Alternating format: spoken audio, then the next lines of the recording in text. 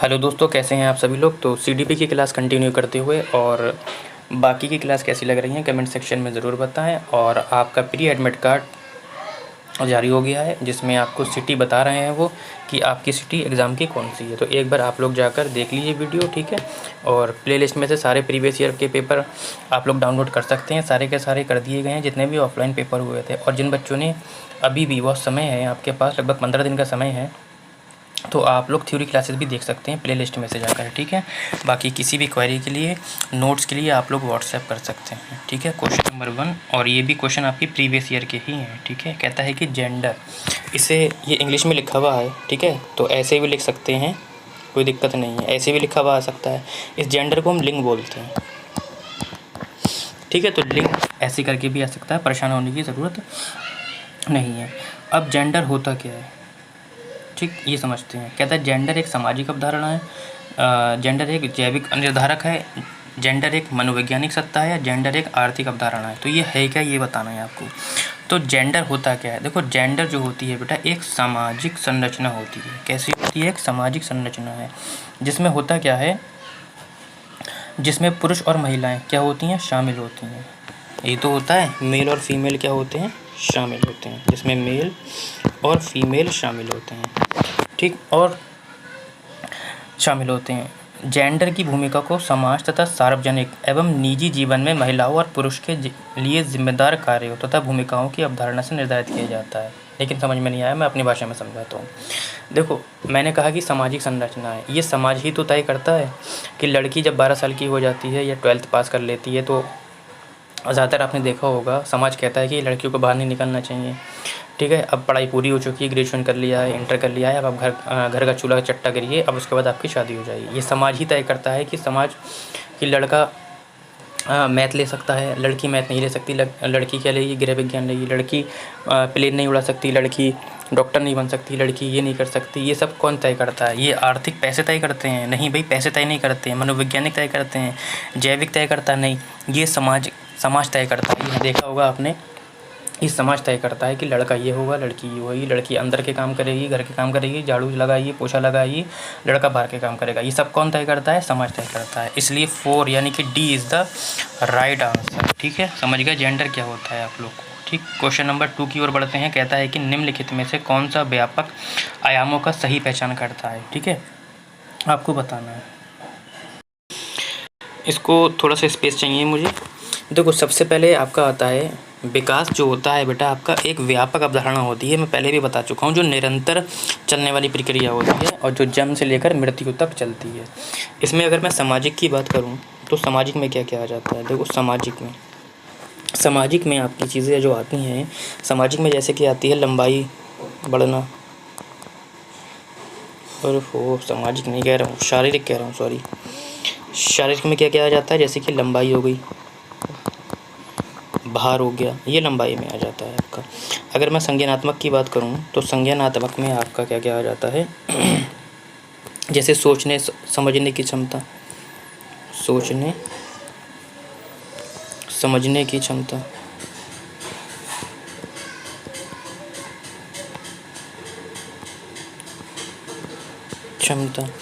ठीक।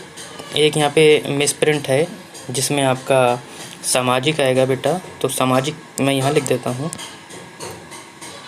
ठीक है। सामाजिक में क्या क्या आता है वो भी देख लेते हैं। सामाजिक में जैसे कि परंपरा हो गई आपकी, ठीक है, रीति रिवाज हो गए आपके, ये सब ये तो होते हैं ना विकास में। चौथा आपका आ जाता है संवेगात्मक में आपका जैसे कि उत्तेजना होना, उत्तेजित होना, ठीक, उत्तेजित होना, हंसना, रोना आदि, ये सब इसमें आ जाते हैं, ठीक है। तो निम्नलिखित में से कौन सा व्यापक आयामों का सही पहचान करता है, तो शारीरिक आएगा आपका, ठीक है, जिसमें लंबाई और भार आ जाता है आपका, ठीक है। शारीरिक के बाद आपका आ जाता है संज्ञानात्मक, जिसमें सोचने समझने की क्षमता आ जाती है। फिर आपका सामाजिक यहाँ पे मिस हो गया है, जिसमें आपका उत्तेजित होना, हंसना रोना आ जाता है, ठीक है, सॉरी, परंपरा रीति रिवाज आ जाते हैं। संवेगात्मक में आपका उत्तेजित होना, हंसना या आ जाता है। फिलहाल हमारा जो ऑप्शन होगा, option number B is the, यानी कि 2 इज़ द राइट आंसर। ठीक है, ये भी प्रीवियस ईयर का क्वेश्चन है आपका। क्वेश्चन नंबर 3 क्या कहता है? कहता है कि बुद्धि के बारे में निम्नलिखित कथनों पर सही कथन कौन सा है, ये बताना है। कहता है बुद्धि बहुआयामी होती है। मैं कई बार बता चुका हूँ, बुद्धि एकाकी नहीं होती है, बहु एकाकी होती है, जिसमें हार्वर्ड गार्टनर ने भी बताया 9 प्रकार की बुद्धि बताई है। ठीक है, तो बुद्धि कैसी होती है? बहुआयामी होती है, जिसमें बुद्धि परीक्षणों के द्वारा पूर्ण रूप से परिमेय न की जाने वाली कई योग्यताएं शामिल होती हैं। दूसरा ऑप्शन है बुद्धि अभिसारी रूप से सोचने की योग्यता है। नहीं, ये तो वैसे भी ऑप्शन गलत है। बुद्धि जो होती है अभिसारी नहीं होती, अपसारी होती है, यानी कि एक से अधिक बार कई चीज़ों को हम सोच सकते हैं। ठीक है, कई चीज़ों, केवल एक ही चीज़ थोड़ी ना सोच पाते हैं, हम तो बहुत सी चीज़ें सोच पाते हैं। बुद्धि अनुभव के परिणाम के रूप व्यवहार में एक अपेक्षाकृत स्थायी परिवर्तन है। तो बुद्धि अनुभव के द्वारा नहीं होती है, ये भी गलत है आपका, क्योंकि ये हमारा जेनेटिक्स भी होती है, यानी कि इन्वायरमेंट और आनुवांशिकता और परिवार दोनों का गुणनफल मान सकते हैं। बुद्धि एक आनुवांशिक विशेषक है? नहीं, एक आनुवांशिक नहीं है, ये आनुवांशिक भी है और पर्यावरण भी, जैसा कि अभी मैंने बताया, तो ये भी कट गया आपका। फिलहाल option number A is the right answer. ठीक, तो बुद्धि से तात्पर्य संज्ञानात्मक व्यवहारों के संपूर्ण वर्ग से होता है। ठीक, बुद्धि का मतलब क्या होता है? संज्ञानात्मक। संज्ञानात्मक में जो व्यक्ति में जैसे कि सूझबूझ द्वारा समस्या समाधान कर लेना, नई परिस्थितियों के साथ समायोजन कर लेना, अमूर्त रूप से सोचने की क्षमता, जैसे यहाँ पे अभिसारी बता रहा था, हमें अपसारी चाहिए, अमूर्त रूप से सोच लेता, यानी कि हम कहते हैं कि माना इतना बराबर इतना है, x बराबर 100 है, ये तो सब सोच सकते हैं ना। ठीक है, और अनुभवों के लाभ उठाने की क्षमता को प्रदर्शित करती है। इस तरीके से option number A is the हम राइट आंसर लगा सकते हैं। देखो, हर बार एक क्वेश्चन आपको सामाजिकरण से देखने को मिलता है। निम्नलिखित में से कौन प्राथमिक सामाजिकरण माध्यम है? फिर मैं अच्छे से बता देता हूँ, जो बच्चे स्टार्टिंग से ही उन्हें ये याद हो गया होगा कि प्राथमिक की अगर बात करता है तो प्राथमिक में हमारा क्या आता है? प्राथमिक में परिवार आ जाता है हमारा, और मैं पहले बता चुका हूँ कि परिवार शब्द के साथ जो भी साथ में जुड़ा होगा वो किस में आएगा? प्राथमिक कारक के अंतर्गत ही आने वाला है। ठीक, ये पहला हो गया। दूसरा हमारा आता है द्वितीयक कारक। द्वितीयक कारक में क्या होता है? स्कूल आ जाता है आपका। क्या आ जाता है? स्कूल आ जाता है। बस केवल आपको इतना याद रखना, और स्कूल शब्द के साथ जो भी यहाँ पर ऐड होगा वो द्वितीयक कारक में अंतर्गत आएगा। तो प्राथमिक में केवल आपको परिवार शब्द याद रखना है, परिवार के साथ जो भी ऐड होगा प्राथमिक में आएगा। द्वितीयक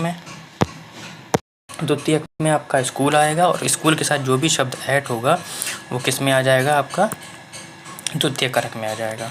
ठीक, तो प्राथमिक सामाजिकरण पूछा है। प्राथमिक में मीडिया नहीं होगा, परिवार होगा आपका। विद्यालय द्वितीयक कारक है, सरकार आएगा नहीं।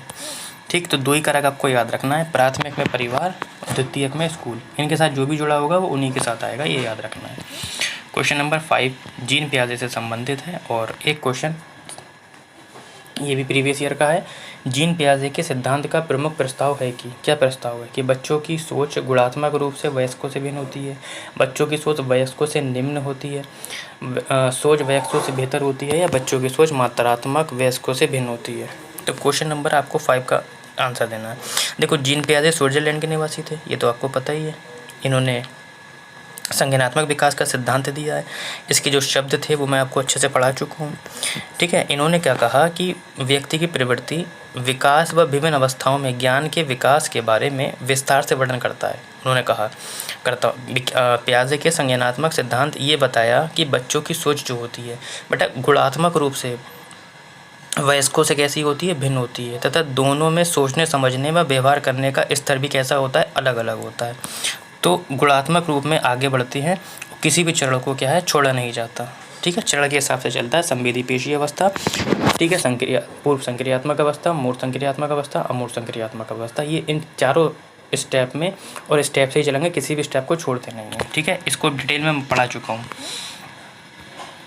तो क्वेश्चन नंबर 6 पे बढ़ते हैं। क्वेश्चन नंबर 6 कहता है कि निम्नलिखित में से कौन सी पूर्व संक्रियात्मक, देखो फिर से ये प्रीवियस ईयर का क्वेश्चन है, लगातार आए हैं ये 5 के बाद 6 अवस्था बच्चे की विशेषता को बताती है। ठीक है, देखो पूर्व संक्रियात्मक अवस्था की जो उम्र होती है वो 2 से कितनी होती है? 7 वर्ष होती है। ठीक है। इसमें कौन कौन से शब्द आ जाते हैं, इसमें आपका अहम केंद्रिकता आ जाती है। ठीक है, अहम केंद्रिकता।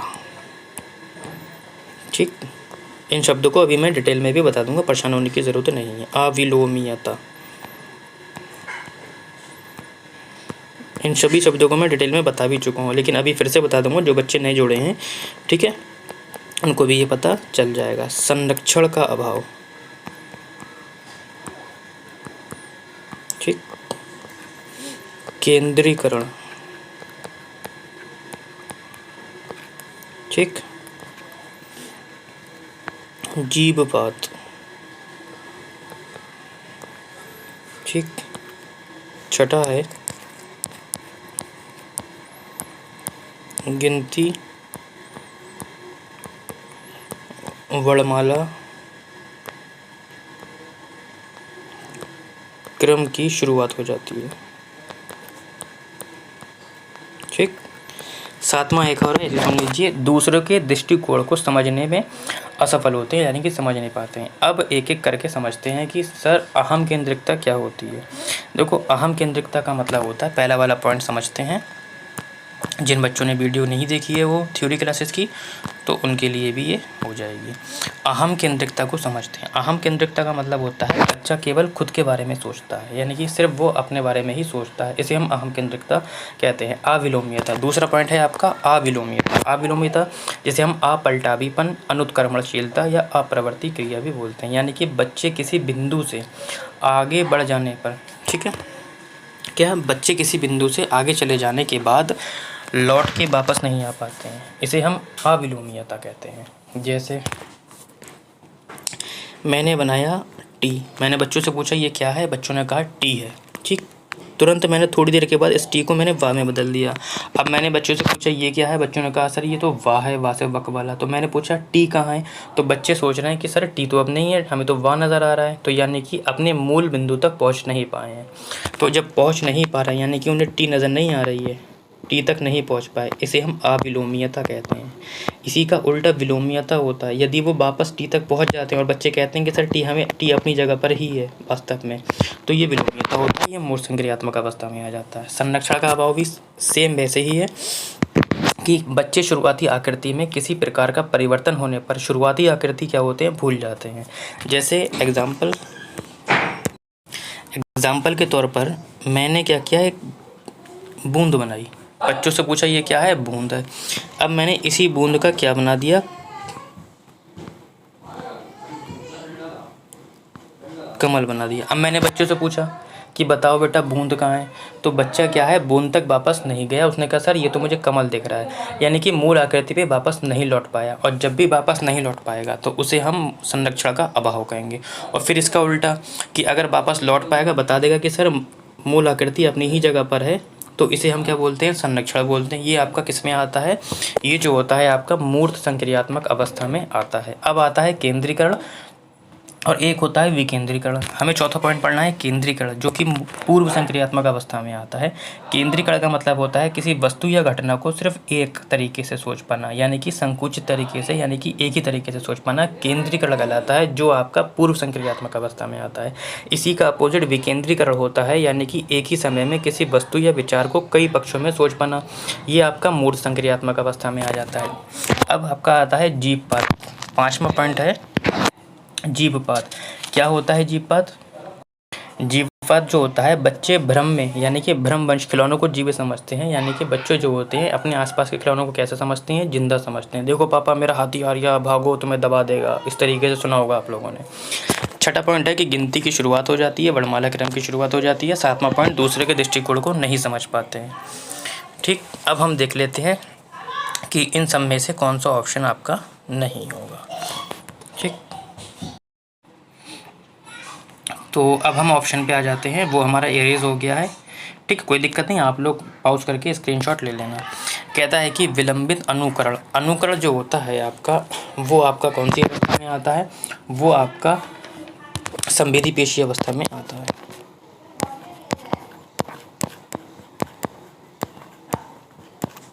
ठीक, अवस्था में आता है, तो ये तो नहीं होगा। वर्तुल प्रतिक्रिया, ठीक, ये तो होता ही नहीं, ठीक। लक्ष्य निर्देशित व्यापार, देखो विचारों की अनुत्क्रमणीयता, ऑप्शन नंबर ए, अनुत्क्रमणीयता पाई जाती है, यानी कि वापस लौटकर नहीं आ पाता है, ठीक है।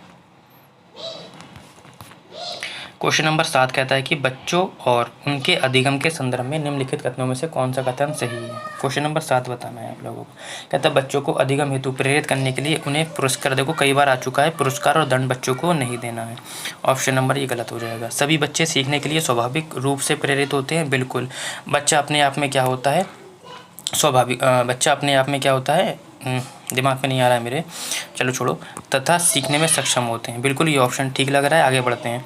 एक बात याद रखना, अगर आपको ऑप्शन ठीक लगे उसको टिक मत कर देना, CTET में चारों ऑप्शन पढ़ना है। बच्चों को सीखने के लिए अभिप्रेरणा तथा सीखने के लिए उनकी सक्षमता केवल अनुवांशिकता द्वारा, देखो शब्द केवल आ गया, मैंने बताया था टैग वर्ड है, केवल को आप काट देंगे, और यहाँ पे केवल अनुवांशिकता है। मैंने बताया था कि अनुवांशिकता परिवर्ण दोनों होना चाहिए ऑप्शन में, खत्म।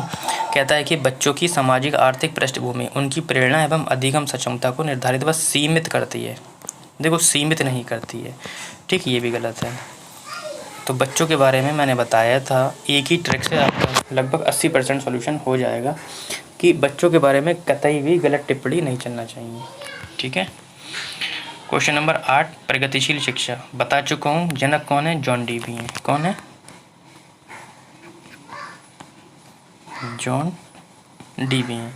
कहता है कि बच्चों की शिक्षा में बच्चों को किस प्रकार से खाली सिलौटों के रूप में देखा जाता है, छोटे वयस्कों के रूप में देखा जाता है, निष्क्रिय अनुकारकों के रूप में देखा जाता है, सक्रिय अन्वेषकों के रूप में देखा जाता है। सपोज करो कि इसका आंसर आता ही नहीं है, तब कैसे करोगे। मैंने बताया था कि बच्चे के बारे में गलत टिप्पणी नहीं करना है। कह रहा है खाली स्लेट, बच्चा जब स्कूल आता है तो खाली स्लेट नहीं होता है, अपने साथ बहुत कुछ लेकर आता है। छोटे वयस्कों के रूप में देखा जाता है, नहीं, गलत नहीं। कहता है कि निष्क्रिय होते हैं, ये भी नहीं। देखो सही आंसर तक मैं काट कर ही पहुंच गया समझ रहे। तो सक्रिय अन्वेषक के रूप में देखा जाता है। फिलहाल प्रगतिशील शिक्षा का जो मुख्य उद्देश्य होता है, जिसमें प्रत्येक बच्चे को उसकी स्वाभाविक प्रवृत्तियों, इच्छाओं और आकांक्षाओं के अनुसार विकसित होने का अवसर प्राप्त होता है, ठीक है। ये हो गया आपका। क्वेश्चन नंबर 9, लैब वाइगोस्की करा चुका हूँ थ्योरी क्लासेस अच्छे से, कि एक लैब वाइगोस्की के अनुसार अधिगम कैसा होता है, एक अनुबंधित गतिविधि है, एक सामाजिक गतिविधि है, एक निष्क्रिय है या एक व्यक्तिगत है। इनका पासवर्ड ही था, यानी कि एक ट्रिक पासवर्ड के रूप में मैंने इनकी बताई थी। क्या बताई थी कि पासवर्ड के रूप में मैंने बताया था सामाजिक अंतःक्रिया, ठीक। तो सामाजिक अंतःक्रिया एक ही ऑप्शन में आपको दिखता होगा कि सामाजिक गतिविधि है, यानी कि समाज के द्वारा बच्चा क्या है, जल्दी सीखता है, ठीक है। क्वेश्चन नंबर 9, जीन पियाजे से देखो कितने क्वेश्चन आए हैं इसी सेट में, कितने जीन पियाजे से क्वेश्चन आए, यानी कि आपको ये अच्छे से आना चाहिए। तो तीनों के ऊपर जैन पियाजे, कोलबर्ग और आपका वाइगोस्की अच्छे से थ्योरी क्लासेस कराइए, एक बार आप लोग जाकर देख लीजिए, ठीक है। कहता है जीन पियाजे के अनुसार बच्चे क्या को पुरस्कार और दंड के सिद्धांतों का प्रयोग करते हुए विशिष्ट तरीके से व्यवहार करना सिखाना चाहिए। देखो फिर से पुरस्कार, और एक शब्द कितनी बार रिपीट हो रहा है, मैंने बताया ये ऑप्शन गलत होगा। कहता है जीन पियाजे के अनुसार बच्चे ज्ञान को सक्रिय रूप से संचारित करते हैं जैसे जैसे वे दुनिया में व्यवहार कौशल का प्रयोग करते हैं तथा अन्वेषण करते हैं, ठीक है, ऑप्शन ठीक लग रहा है। कहता है जीन पियाजे के अनुसार बच्चे प्रेक्षणात्मक अधिगम की प्रक्रिया का अनुसरण करते हैं। देखो प्रेक्षणात्मक अधिगम जो है शायद अल्बर्ट बंडूरा का है, अल्बर्ट बंडूरा में आइडियल माना जाता है किसी को, तो उसके अनुसार नहीं करते हैं। उद्दीपन अनुक्रिया थॉर्नडाइक पाउलाउ की है, और ये भी उनका चरण नहीं करते हैं, ठीक है। तो ऑप्शन नंबर 2 के तरफ हम जुड़ते हैं, ठीक है। 2 इज़ द राइट आंसर। फिलहाल आज के लिए इतना ही रखते हैं, बाकी कल करते हैं।